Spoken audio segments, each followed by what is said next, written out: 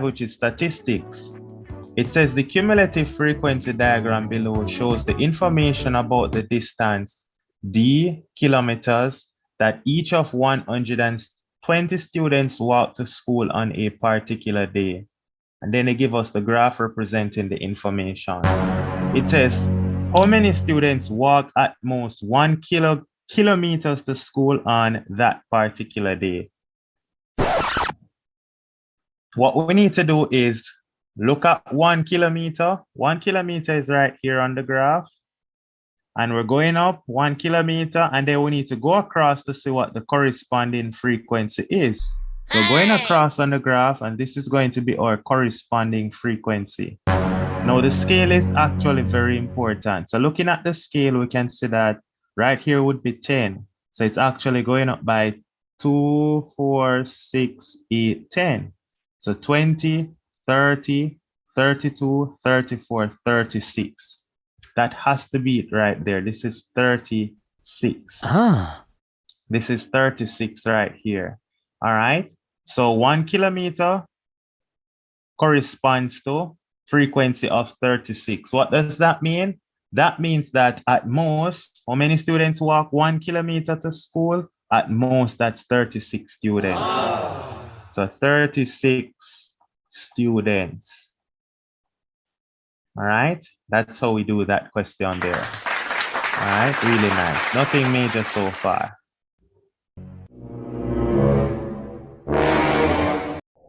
All right, now the next part says, using the cumulative frequency diagram, determine an estimate of the median. Now what you need to do for the median, let's go back to our diagram. For the median, you need to look at what's the total number.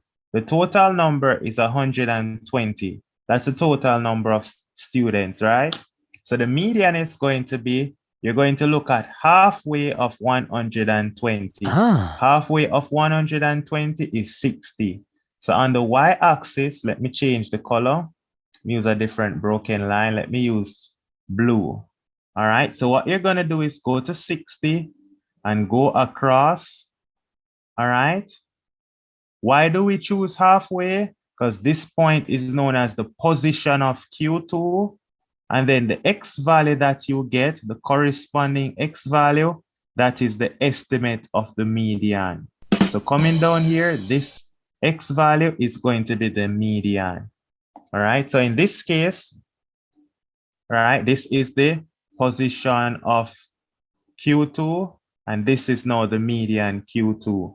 And this X value will be, looking at the scale, this is 0.75, this is 1, this must be 1.25, so this is 1.3. Using our diagram, this has to be 1.3. All right, so our estimate of our median is 1.3. All right, that is Q2. This is our median. Our median is 1.3. So let's go ahead and write that down. That our median is 1.3 kilometers.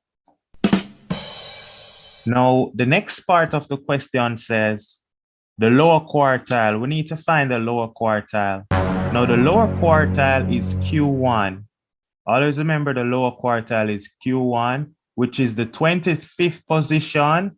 This is the 25th percentile. The 25th percentile.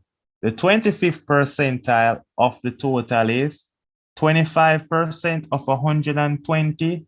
That's going to be a quarter of 120. A quarter of 120 is 30.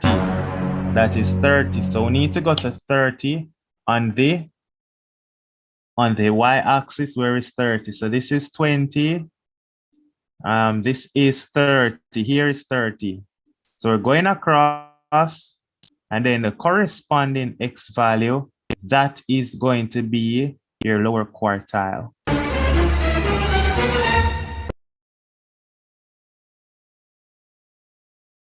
All right, so we're going down. This is going to be your lower quartile. All right, right there. That's going to be your lower quartile. So in that case, now we can just put it on the diagram. All right, so the lower quartile, I like to call it Q1, position of Q1, and the corresponding X value, which gives us Q1, that is about 0.75, 0.8, 0.85, this is 0.9. That's 0.9. All right, so 0.9 is Q1. So we can go back and write that Q1, which is our lower quartile, that works out to be 0.9 kilometers. That's your answer. Now the next part says to find your interquartile range. Interquartile range is equal to upper quartile minus the lower quartile. So interquartile range, please remember interquartile range is Q3 minus Q1.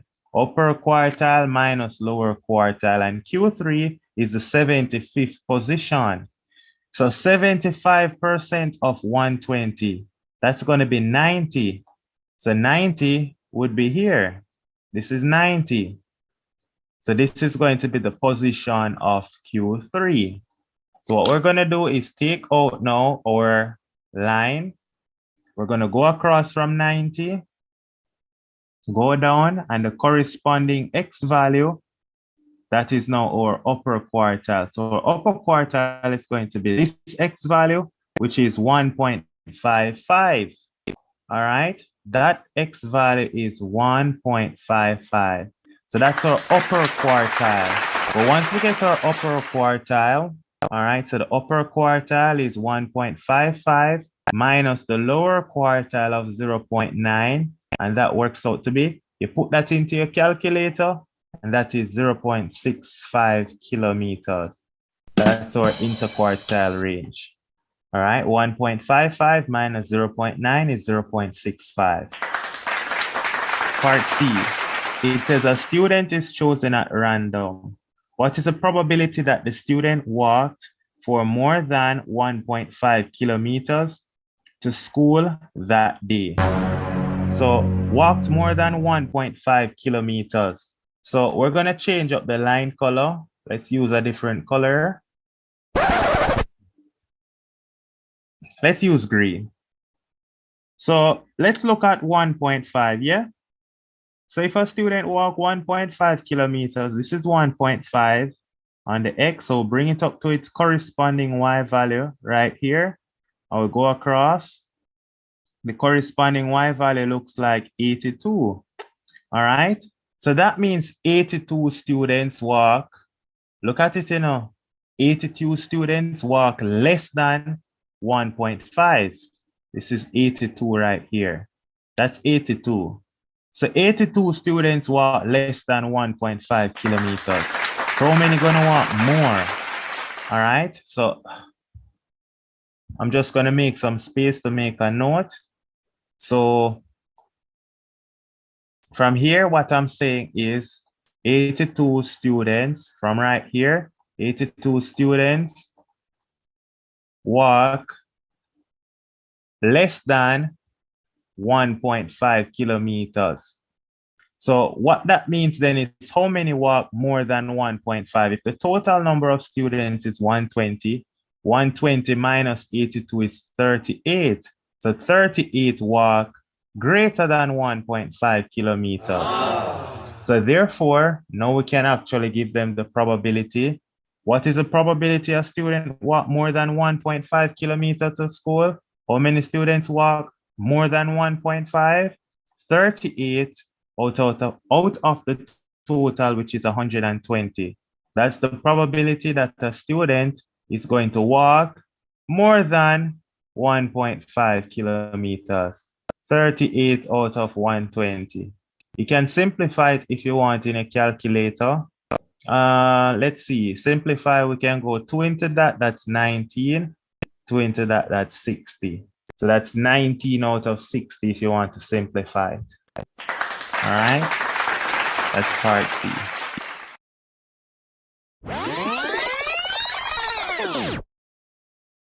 All right, so guys, so now for part D, we're gonna complete this table. As we can see, some information are missing, so we need to fill out this table right here. So let's go ahead and fill out this table. So let's fill out the midpoint first.